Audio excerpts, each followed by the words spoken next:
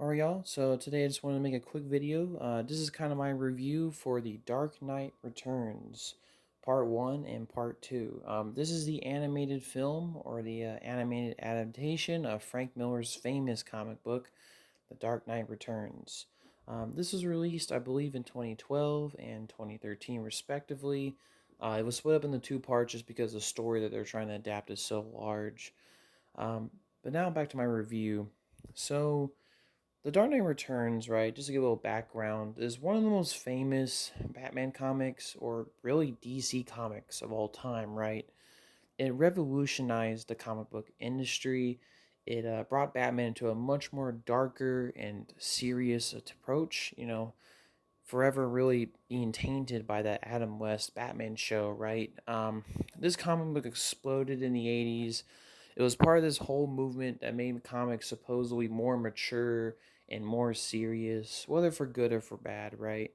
Um, but it was a groundbreaking story regardless. The Adam West TV show came out and, it did what it did, but it made Batman pretty silly to the general public.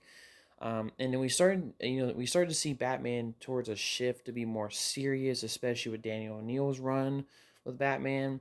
And eventually, the antithesis, the genesis of it all, so to speak, was really with Frank Miller's The Dark Knight Returns. That comic, when it came out back in 1986, really just changed the game, right?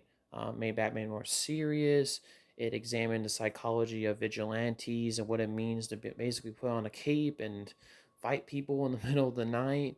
And in general, just presented a whole new take on Batman. I mean, we haven't seen at that point really a retired Batman, a Batman that's already been past his prime and all of this, right? It was a very interesting and just a take that we usually, really don't see anymore with Batman, and honestly, we still don't see.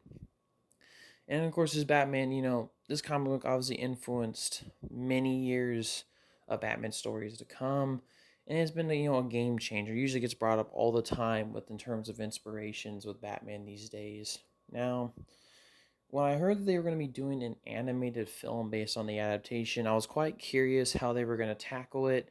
And when I sat down to watch it, man, honestly, it was very solid. I'm honestly pretty happy with this adaptation. There's not really too much to complain about, to be frankly honest with you. It's a pretty faithful, straightforward adaptation of the comic.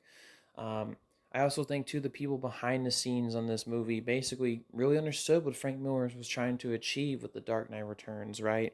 I don't think this is like a Watchmen scenario with like Zack Snyder's Watchmen, who, while that movie is obviously really faithful to the comic, the tone of it feels like Snyder didn't really understand the material, right? Even the small differences are quite confusing. While in this comic, there really aren't too many differences, but in general, I think the people behind the scenes absolutely understood what they were trying to do with this movie, right? They really understood The Dark Knight Returns, which I highly have to respect.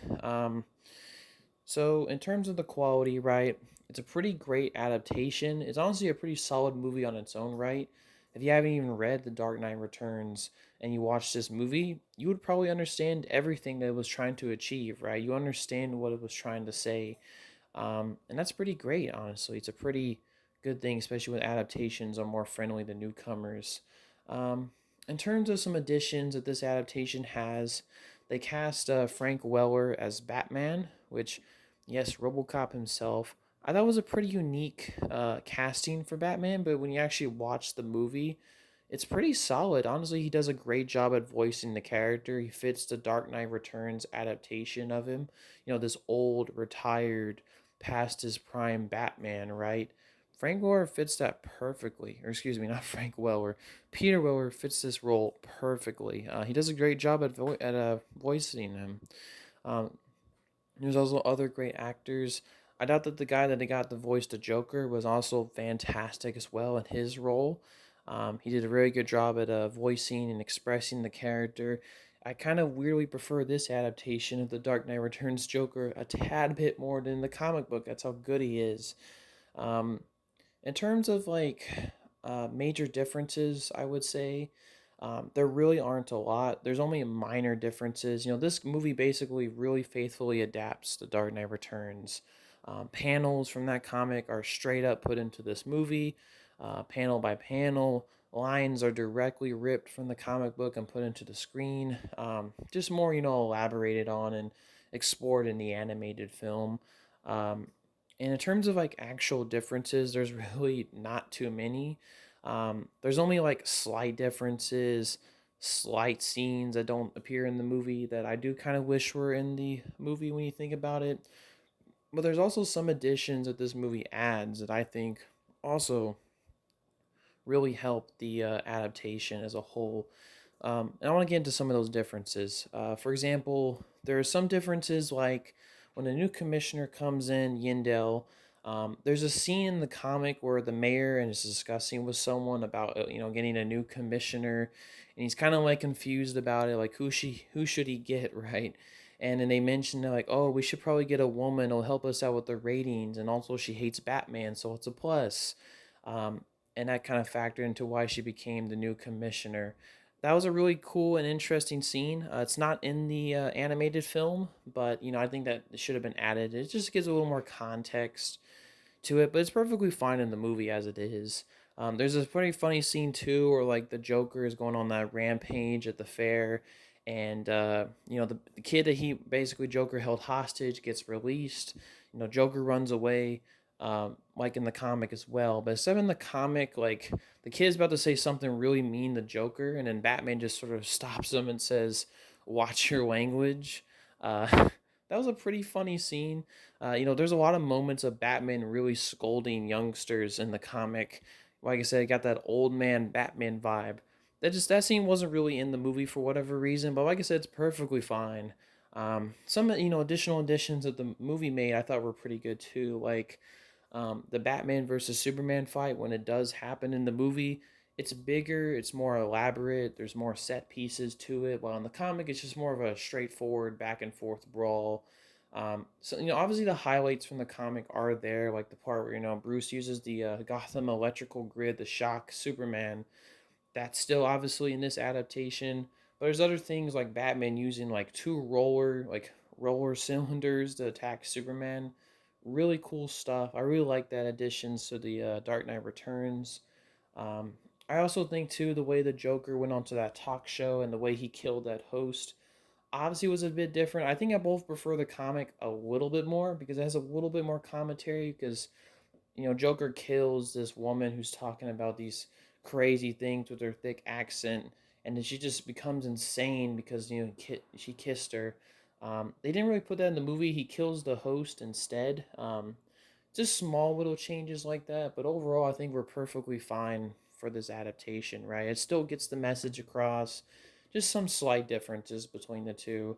I can't really say which one is the overall better of them because they're both really so similar, and the animated film really does it pretty well. The comic book is also great as well.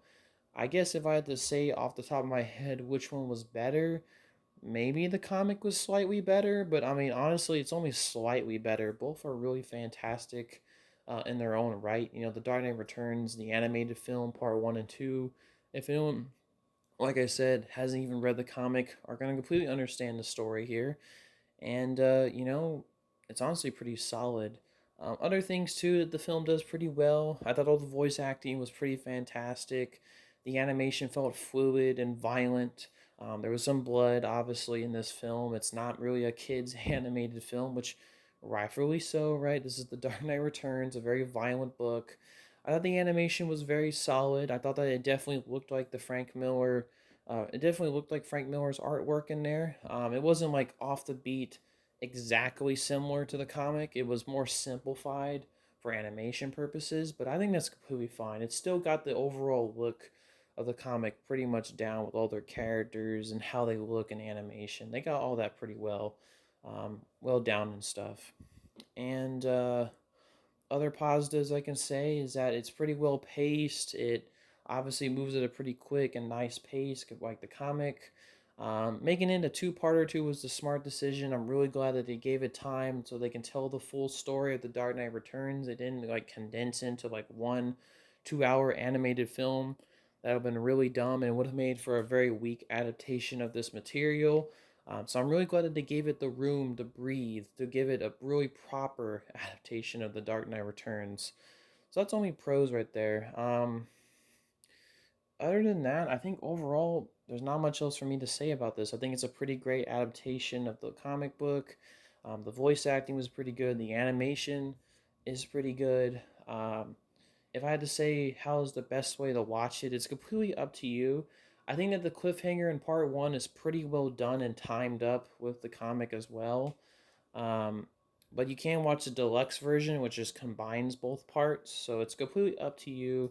I usually prefer to watch them in part one and part two. Just for me, it's more digestible. Um, but like I said, it's completely up to you.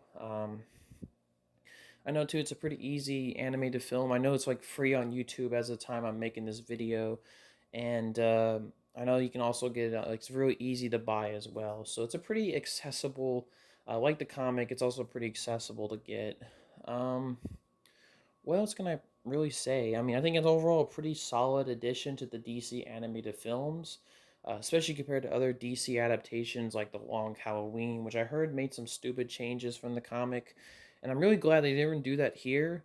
I think overall this is a pretty great adaptation of the comic. Overall, I think they were very faithful to the source material and really just did it really well. So yeah, that's my review of The Dark Knight Returns Part 1 and 2, the animated films. Highly recommend them for y'all to check them out. If you haven't read the comic too, it's completely optional to read it, obviously, but I would highly recommend reading the comic and watching the animated film. But the animated film is also pretty great on its own, so yeah. But overall, that's my review of The Dark Knight Returns Part 1 and 2. Peace.